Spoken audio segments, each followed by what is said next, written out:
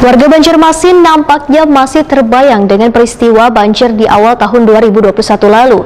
Kekhawatiran ini pun disampaikan perwakilan warga Kelurahan Sungai Bilu, sehingga warga menginginkan adanya normalisasi sungai di kawasan Banjarmasin Timur agar kejadian serupa kada terulang lagi. Pemirsa, berikut kabar lengkapnya. Warga Banjarmasin nampaknya masih terbayang dengan peristiwa banjir di awal tahun 2021 lalu. Kekhawatiran ini disampaikan perwakilan warga Kelurahan Sungai Bilu. Berbagai aspirasi telah disampaikan warga, namun yang paling membekas di ingatan warga adalah sempat tergenang kawasan mereka pada awal tahun lalu, sehingga warga menginginkan adanya normalisasi sungai di kawasan Banjarmasin Timur agar kejadian serupa kada terulang lagi. Aspirasi ini disampaikan warga Kelurahan Sungai Bilu wayah kegiatan penalahan wan aspirasi warga di kantor Kecamatan Banjarmasin Timur jelang tengah hari Selasa 26 Oktober 2021.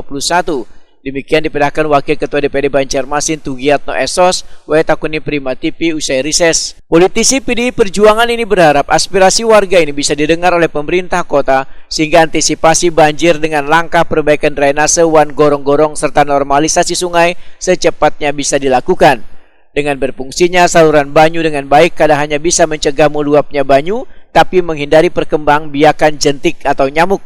Menurut Tugiatno, permintaan warga sangatlah beralasan lantaran Banjarmasin Timur menjadi wilayah terdampak paling parah atau hampir 90% terendam banjir wan cukup lawas.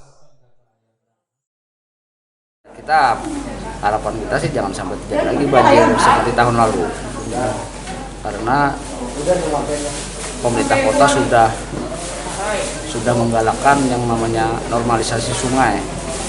Ya, harapan kita sekali lagi banjir di kota Banjarmasin tidak terjadi lagi lah.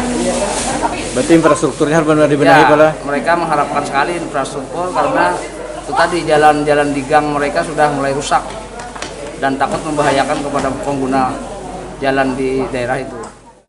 Tugiatno menambahkan, aspirasi warga baik yang disampaikan langsung maupun tertulis akan disampaikan pada pemerintah kota, namun sebelumnya dibicarakan terlebih dahulu pada rapat paripurna.